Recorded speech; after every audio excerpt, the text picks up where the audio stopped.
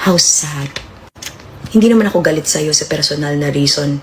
Siguro naiinsulto kasi how can I support a president kung alam kong mas matalino ako? Aray! Sandali. Sandali, hindi ko alam na may mga ganitong bibitawan si si Jam Magno Pero miski ho tayo napapansin at nakikita ho natin 'yan sa mga pa-press conference na lang po ng Vice Presidente. Sa mga, pa-interview na lang po ng Vice Presidente, mga kababayan. Kadalasan po ang lalayo ng mga sinasabi, ang lalayo po nung mga pahayag ng Vice Presidente, mga bossing, eh. Totoo naman ho, 'di ba?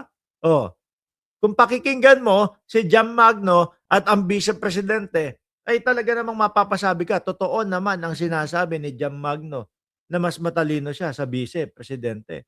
Eh, Mark, Vice Presidente yun, yan, simpleng tao lang si Jam Magno. Yun yung sinasabi niya na nahatak lang nung apelido ni dating Pangulong Duterte, si Sara Duterte. Yun ho yun. And girl, kaya kong mag-extemporaneous na wala akong binabasa. Kaya kong maging coherent, maging kalmado, lalo na pag tinatanong ako sa trabaho at responsibilidad ko, anong ginagawa mo? 'Di ba? You can't grant interviews because makikita that you are not as charismatic as your father. At bawal pa yung mga yung mga tanungan portion Hindi pwede yung kapag may mga tanungan portion, hindi pwede yung bigla-biglang may mga magtatanong, 'di ba Sir Chris Angel? Tinalo pa ng hindi abogado. And just in case you didn't know what charisma is or charismatic is, it is both confidence and warmth. Both things you don't have. Competence and warmth. Diba? Kasi it's all propaganda. You are all propaganda. And it's not personal. It's the truth. Hindi kita iniinsulto. It's just Nakaka-insulto yung mga sinasabi niya, yung mga binibitawan, Pero mo sabi, paano ko susuportahan ikaw na maging presidente kung alam ko na mas matalino pa ako sa'yo? that I resent you because you couldn't keep your mouth shut. You could not wait to be president. You could not even respect your father even when he's still alive, and you're using him every single day. Because if you are not a Duterte, who would you be? You wouldn't even be an exemplar. Actually, halos lahat naman sila eh. Si Pulong, lalo na yung Baste din. Halos pare-parehas naman sila eh. Kung hindi naging Duterte, sino kaya sila? Mga kababayan. Totoo, yung sinasabi ho, mga bossing. Si dating Pangulong Duterte, kahit gaganon-ganon yun, mga kababayan, makikita mo yung katalinuhan kahit papaano ho, mga bossing. Di ba? Huwag kayong magalit sa akin. Kumbaga, kinukumpara ko lang yung ama tsaka doon sa mga naging anak, mga kababayan. Public servant to begin with. Hindi ka nga naging better mayor than your father. Not even close. Not even an eighth of an inch. So you expect me to support you? I would stand with your father, and I still do. Reading his statement broke my heart. Because the only person to blame for him being stuck there is you. That's why I resent you. That's why I will never support you. And there's so many of us who truly love him that feel the same way. Ayaw lang namin makipag-away kasi hindi naman yan ang karma mo, Sarah. Iba ang karma mo.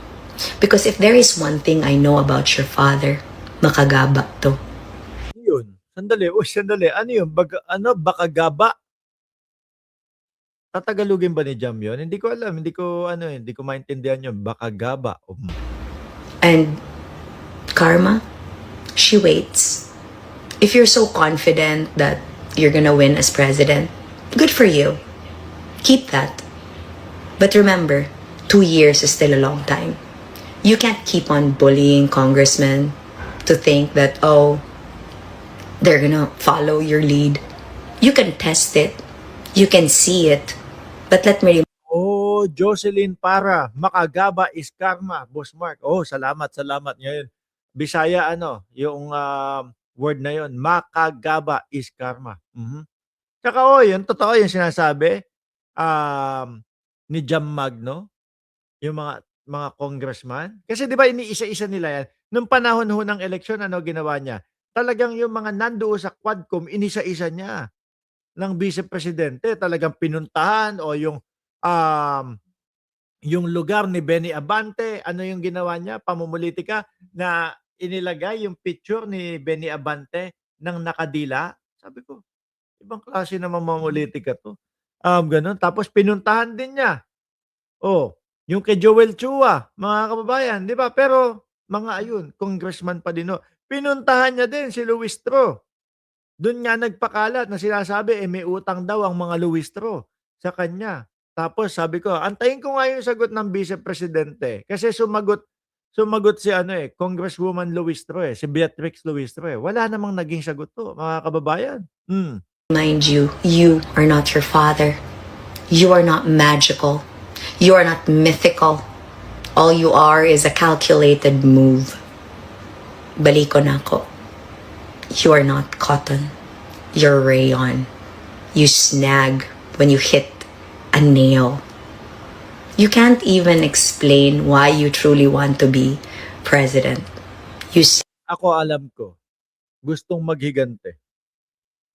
No, kasi naman yun naman din ang lumalabas doon sa mga sa mga supporter nila paghihigante lahat say that you offer your life. I dare you to take your father's place in the ICC, given that you are as much a part of that problem.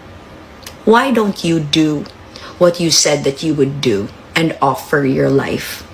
Offer your life for it matters. Replace him in the ICC.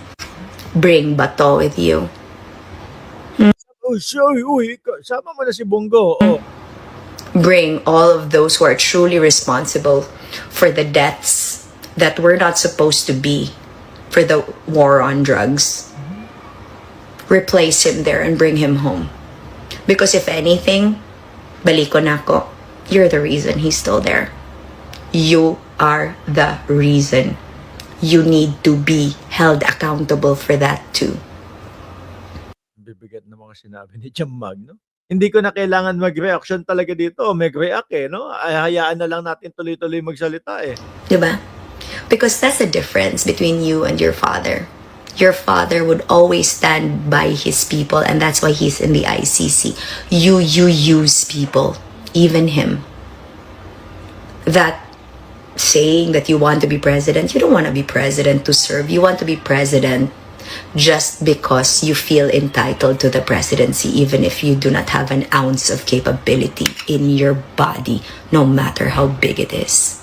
So remind me again why I'm Tingin ko yung gusto nga maging presidente para maghigante. supposed to support you. Pero kapag kayo maririnig mo naman talaga ang vice presidente, no? Sa mga speech niya at doon sa mga pagharap sa tao, hindi mo talaga may imagine no? Hindi mo mai-imagine na papunta to sa pagka-presidente. Tatakbo to sa pagka-presidente. Ang layo ho talaga, mga kababayan. Yes, I did. Yes, I take accountability for the mistake, and I am sorry for supporting you. I am. I'm sorry because in the middle of supporting you, I found out who you truly were.